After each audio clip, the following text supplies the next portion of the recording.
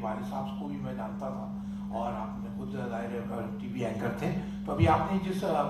یہ سیشن جو ہے اس کا جو ٹاپک ہے یہ آپ نے صاحب فرمایا اس کی تاریخیت, لسانی اور ادبی اپیل اور جو ایک ثقافتی تکثیریت ہے اس کے بارے میں گفتگو کرنا ہے. ہم سب لوگ یہاں موجود ہیں, اس سے کہیں زیادہ بہتر لوگ یہاں پہ بیٹھے ہوئے ہیں جو اس پہ گفتگو کریں گے. میرا جیسا آپ نے فرمایا کچھ صحافت سے متعلق کچھ تھوڑا بہت مطالعہ کیا ہے. میں صبح سے کا ایک سیشن تھا, اس کے بعد یہ سیشن ہوا, بہت سی باتیں اس میں کہی گئی, مختلف باتیں کہی گئی. حسن فاروقی صاحب نے بات کہی اور اس سیشن میں اور بہت سے لوگوں نے گفتگو کی. اس سے پہلے ہمارے پہلے سیشن میں سوپن داس گفتہ نے کچھ باتیں کہی. تو مجھے لگتا ہے کہ سب باتیں ایسی ہیں کہ جن پہ اور بھی کئی لوگوں نے, ہمارے شاہد لطیف صاحب نے کچھ باتیں کہی جس پہ ایک بات آپ کو غور کرنا ہے کہ اردو صحافت کے پورا تاریخی پس منظر, تاریخیت کی بات ہو رہی ہے. تو مجھے لگتا ہے کہ 200 سال جو ہمارے جو گزرے ہیں اس میں دیکھیے جو گفتگو عام طور پہ ہو رہی ہے وہ یہ ہو رہی ہے کون سا اخبار کب نکلا اور کب وہ بند ہوا, یا اردو صحافت نے کس طرح کا رول ادا کیا. مجھے لگتا ہے سہیل انجم صاحب نے جو بات کہی تھی اور انہوں نے ظاہر اس کو مرکوز کیا اپنی بات کو, اردو صحافت اور جو جنگ آزادی کا رول تھا یہ ایک پارٹ ہے, لیکن جو بڑا پارٹ ہے 200 سال میں کوئی اگر اس کو ادرو کہتا ہے کوئی پبلک اسپیس بنایا انہوں نے یا نہیں بنایا. 200 سال کی جو اردو صحافت کی تاریخ ہے اگر آپ اس کو پورے پس منظر میں نظر ڈالیں تو 19th century India, 20th century India میں جو بنیادی سوالات تھے, مثلاً آپ کا تشخص کا مسئلہ کیا ہے, کولونیلزم کے مسئلے کیا ہیں, یا جو نئے سائنسی انکشافات تھے وہ کیسے ڈارون کی تھیری اسی زمانے میں آئی, وٹگنشٹائن کی تھیری کا, بہت سے آئنسٹائن کی, تمام جو بڑے سوالات تھے قومی سطح پر بھی دانشورانہ سوالات بھی تھے, ملکی سوالات جو تھے, اور پھر جو قوم کے جو مسائل تھے, تشخص کا مسئلہ تھا, اس کو اردو صحافت نے کیسے ایڈریس کیا. یہ صرف ہم ایک صحافت ایک پہلو ضرور ہے, احتجاج کی صحافت پہ ابھی بات ہو رہی تھی. اردو صحافت کا دیکھیے بنیادی طور پہ مجھے لگتا ہے بنیادی مزاج جو ہے وہ ایک احتجاج کا رہا ہے,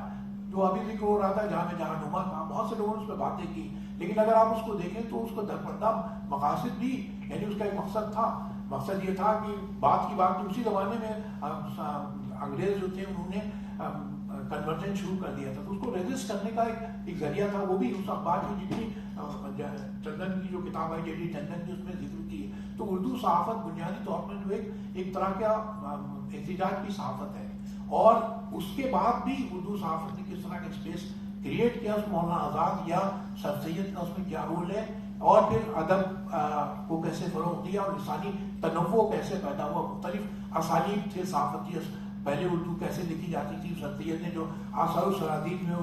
جو آپ کو نثر نظر آتی ہے, اور پھر علی گڑھ انسٹیٹیوٹ گدر میں اور تحریک الاخلاق میں, اس میں آپ کو زمین آسمان کا فرق نظر آتا ہے. تو مجھے لگتا ہے کہ اس پوری بحث میں ضروری یہ ہے کہ بجائے اس کے انڈیویجول چیزوں پہ دیکھیں, انڈیویجول اخباروں کا ذکر کرنا ضروری ہے, لیکن ہمیں لگتا ہے کہ جو بنیادی سوالات ہمارے سامنے آئے تھے اس کو اردو جرنلزم نے ایڈریس کیا یا نہیں کیا, یا اس سے ہم نے بالکل اس پہ توجہ نہیں دی. اور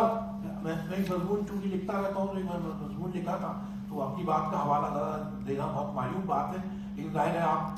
بہت سے لوگ ہیں جو ظاہر بلڈنگ بہت اس سے دیکھتے ہیں. میں لکھا تھا Urdu journalism without fire work is like building without ice cream and strawberries, ہے نا. تو یہ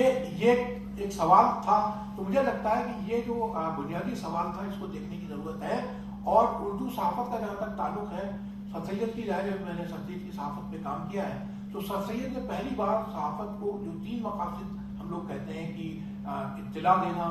اور پھر to inform, to educate, to enlighten, یہ تینوں اگر کسی ایک چیز میں کسی ایک صحافت میں کیے, ایک پرپز ہونا چاہیے صحافت کا, اور صحافت میں خبر کیا ہے, اداریہ کیا ہے, تبصرے کیا ہیں, اس میں جو الگ الگ چیزیں جو قائم کی وہ سر سید نے قائم کی. اور سر سید کی جو مجھے لگتا ہے صحافت کا جو سب سے اہم رول یہ ہے کہ انہوں نے ملک کے تئیں کولونیلزم کے خلاف بولے یا نہیں بولے, یہ تو مجھے ظاہر آپ 20 مثالیں ملیں گی سر سید کے سلسلے میں کہ انہوں نے قوم کا تصور کیا تھا, انگریزوں کے ساتھ تھے, انگریزوں کے خلاف تھے, علی گڑھ تحریک کا احتجاجی کردار کیا ہے, اس پہ بہت بحث ہو سکتی ہے, اس پہ میں نہیں پڑھوں. مجھے لگتا ہے جو بنیادی سوال سر سید نے جو ایک بنیادی تبدیلی لائی اردو صحافت کے مزاج میں, وہ یہ کہ انہوں نے قوم کے تئیں بلکہ ملک کے تئیں آپ کا سینس آف بلانگنگ پیدا کیا, احساس وابستگی پیدا کیا. اور دوسری جو اردو صحافت کی عطا جو سر سید کو ہے, سر سید نے ہمیں دی, وہ دوسرا یہ ہے کہ وہ ماضی का जिक्र जरूर करते हैं। उर्दू सहाफत को अगर आप पढ़ें या हम लोग के मुसलमानों का आम एक नुक्ता नजर ये अब तो जाहिर है तमाम लोगों का यही हो गया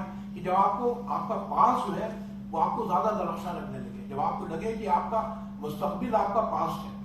but future can never be your past और can never be your future. तो शख्सियत की अगर आप सहाफत को देखें और फिर मुनाजात की तहरीरों को देखें तो मुझे लगता है कि ये इन्होंने ये बताया कि नहीं साथ जो आपका जो पास्ट है माजी है वो बहुत दरख्शां सही, लेकिन वो रिसोर्स है वो कभी आपका आगे फ्यूचर नहीं हो सकता। तो मुझे लगता है कि sense of purpose, sense of belonging और पास्ट को फ्यूचर न बनाना, मुझे लगता है ये उर्दू सहाफत का ये शख्सियत की अता है। मौलाना आजाद का जरा सा मामला मुख्तलिफ है, उन्होंने एक खास मकसद के तहत सहाफत को एक बड़े तनाजुर में, चाहे मुल्क की आज़ादी हो और चाहे उर्दू से मुतालिक जो उन्होंने बातें कही उसके जरिए उन्होंने इस्तेमाल किया। अभी जिक्र हो रहा था मौलाना उनके नवासे यहाँ मौजूद थे अब्दुल रज़ाक मलियाबादी के, वो कह रहे थे उनके नाना ने अब्दुल रज़ाक मलियाबादी ने बहुत सी तहरीरें लिखी हैं अल-हिलाल में। देखिए अल-हिलाल तो आप लोगों ने सबने देखा होगा, उसमें मौलाना अब्दुल सलाम नदवी भी थे जिन्होंने अक़वाल कामिल लिखी और वो थे सैयद सुलेमान नदवी जी, दोनों उसके मुदीर थे,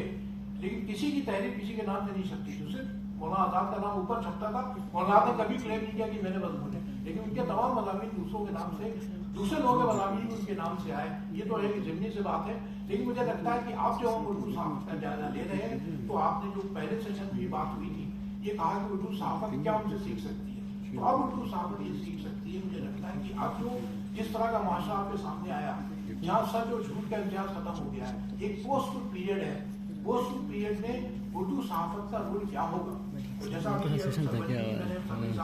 गुप्ता जी को, यानी शतुल्लाह गुप्ता का, मज़हबियत जो हमारे सामने आई है अखबार में अगर सेकुलर अखबार है उसमें CPDMT यानी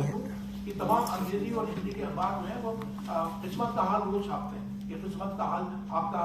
आज दिन कैसा गुजरेगा, हफ्ता कैसे गुजरेगा, उर्दू किसी अखबार में ये चीजें नहीं छपती।